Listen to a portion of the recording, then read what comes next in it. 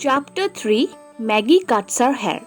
So, in the previous video, we have seen that how Tom tries to tempt Maggie to come for dinner by telling about the foods served in it. So now let's read the chapter further to see what happens. Maggie's tears had ceased and she began to think as Tom left her. His good nature had taken away the worst of her suffering, and nuts and pudding began to have their proper influence upon her. Slowly, she rose from among her scattered hair and slowly she made her way downstairs. Then she stood leaning with one shoulder against the frame of the dining room door, looking in through an opening. She saw Tom and Lucy with an empty chair between them. And there were the sweets on a side table. It was too much. She entered quietly and went towards the empty chair. But no sooner had she sat down than she felt sorry and wished herself back again upstairs. Maggie was unable to resist the delicious food that Tom told her to be served for dinner. She then forgot about her tears and began to think. She then went down and saw that there were sweets, pudding laid down on the table, which made her more hungry. She then quietly went and sat on the empty chair, but soon she regretted coming to dinner. Mrs. Tulliver gave a little scream as she saw her and dropped the large spoon into the dish, with serious results to the tablecloth. For Keziah had not told them why Maggie refused to come down, and Mrs. Tulliver had thought that it was nothing very unusual. Mrs. Tulliver's cry made all eyes turn towards the same point as her own, and Maggie's cheeks and ears began to burn. While Uncle Glegg, a kind-looking, white-haired old gentleman, said, "What little girl's this? Why, I don't know her. Is it some little girl you have picked up on the road, Keziah?" When Mrs. Tulliver, that is Maggie's mother, noticed her, she was very shocked. Keziah did not inform her the real reason for Maggie's not coming down for the dinner. But Mrs. Tulliver's cry attracted the attention of everyone present in the room, and all of them noticed that what Maggie had done. Her uncle, whose name was Glegg, jokingly said that if Maggie had been picked up on the road, as he was unable to recognize her.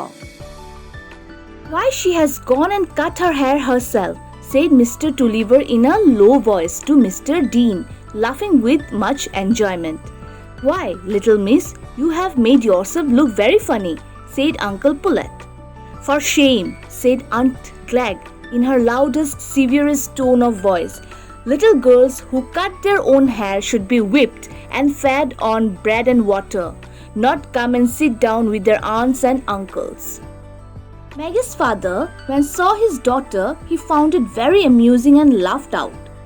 Again her Uncle Pullet asked Maggie the reason for cutting her hair, which made her look very funny. But Aunt Glegg, on the other hand, rebuked her by saying that naughty girls like Maggie should be punished severely. "Yes," said Uncle Glegg, meaning to make a joke out of his wife's cruel words.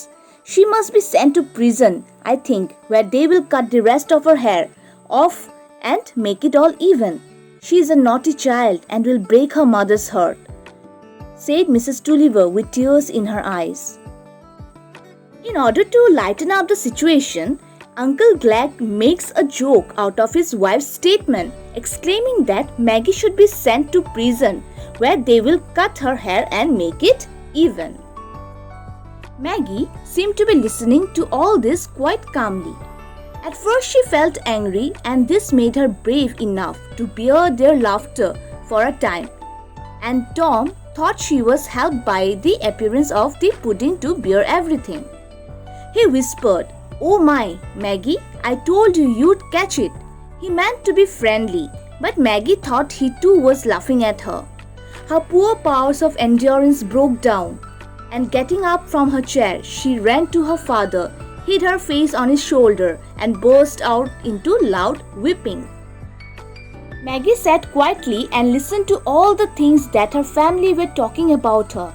She felt angry at first, but then her brother reminded her of his warning that she would be getting punished and scolded for cutting her hair.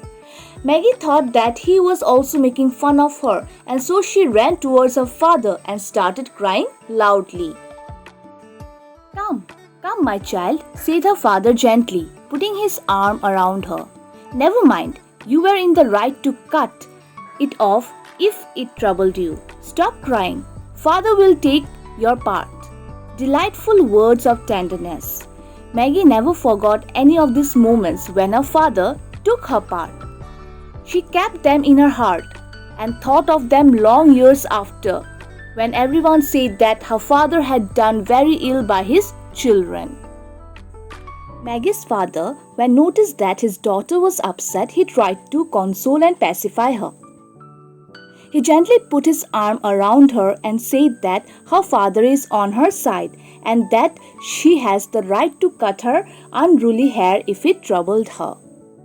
Maggie always remembered the comfort that her father gave her that day. She cherished the memory of her father in her heart for the lifetime.